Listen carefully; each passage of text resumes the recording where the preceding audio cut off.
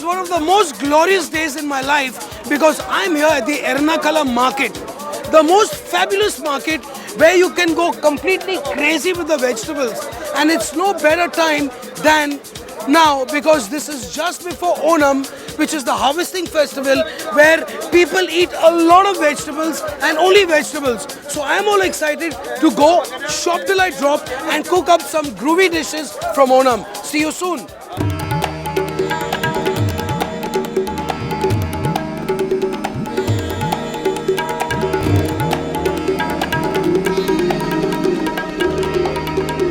The most used leaves in cooking in Kerala is curry patta or curry leaves. Everybody in their backyard or in their garden has a curry patta ka plant. Make sure that when you buy curry leaves that they are bright and not discolored. If they have any black spots or yellow, put it back. One really versatile and creative way that I have learned about beetroots is the way they use them in Kerala. Now they do a beautiful vegetable which is with coconut, ginger. You will soon know about it. But these beetroots are absolutely fresh and really good because look, they are nice and firm. And I mean, just by the way you look at these beetroots, these look top quality. You have to check out some really good things what they do with plantains. Besides chips, that's another story. But they make these beautiful dishes out of plantain. It goes into avial, it goes into pacharis, it goes into torans. And guess what? Even the peel of the plantain or the green banana is used to make a toran. If you want to know anything about plantain, just ask me. Celery, or I know them as Malabar cucumber, are popularly used. A lot of them are cooked, but if you slice them very thin, you can also make a good salad with it. Now generally, the larger cucumbers, what happens to them is that they have very large seeds. I would go for something like this because the seeds are relatively smaller and there's more pulp or fruit to eat. I'm at the Ernakulam Market with Mr. Joshi and he is the sole wholesaler for the best tamarind which you get in Kerala. Now out here we have the usual tamarind which is actually made into a ball and kept. So housewives buy a lot of tamarind. But what really interests me here is what I don't get back home is something called bulb tamarind. Now bulb tamarind is actually a nice green fruit. It is actually air dried in houses and in factories on top.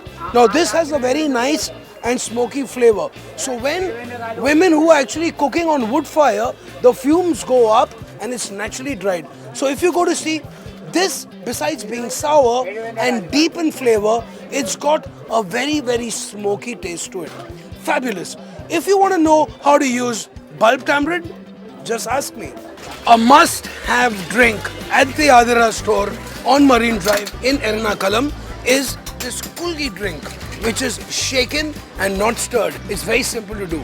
So if you want to make this at home, in case you can't make it here, it's very easy.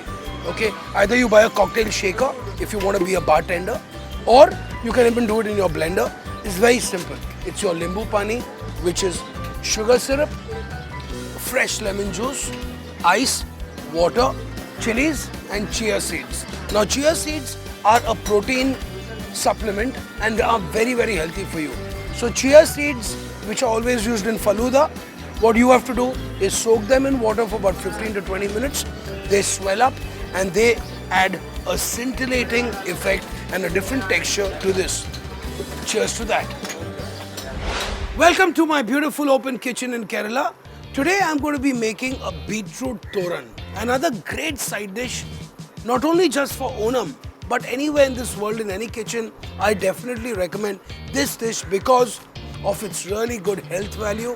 Beetroots, really good for your blood, great in vitamin A, vitamin C. So get down in eating beets, not just in salad, but really lightly cooked. Now, to this, let me kickstart my Beetroot Toran with a little bit of coconut oil, a bit of cumin seeds, and some mustard seeds. So once they start spluttering, all you have to do is add some curry leaves into this, some dried red chillies, and some fresh green chillies. Give this a little stir. So once these start spluttering and the red chilies start getting a little more crisp, it's time to add your chopped shallots or your chopped onions. Next, some chopped shallots, turmeric powder, some coriander powder, red chili powder and some black pepper. Saute the spices along with the rest of the tempering ingredients. And next, what we have to do is add our beetroot. Definitely seasoning with a little bit of salt. Now, I don't want to absolutely cook the beetroot. I want it a little bit al dente, which means I want a little bit of bite to it. So nicely mix all your ingredients, your curry leaves, your chilies, your shallots, with all your powdered spices till it nicely coats the pan very well. I'm going to be adding a little bit of some coconut into this as well.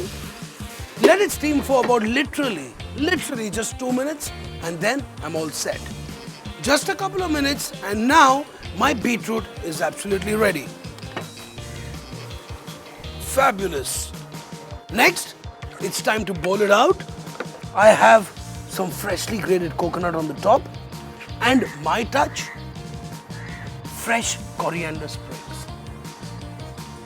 So if you want to know how to do this sensational beetroot toran, just ask me.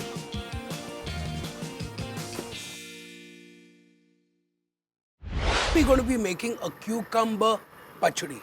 Now pachadi is normally a part as a side dish for the Onam Sadhan. The Onam festival is coming up soon and it's the harvest festival. It's almost like a Diwali in Kerala.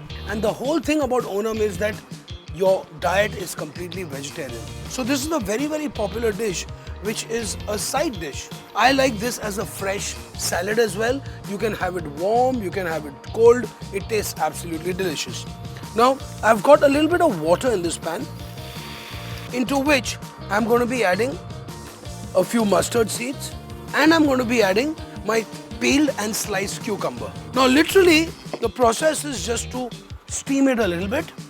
So I'm going to cover it and bring it up to a simmer so the cucumber literally not really cooks but just begins to start cooking and it just starts steaming a little bit. Oh, so this is nicely steaming here. Now what I did was that I put a little bit of water and I had put mustard seeds in it.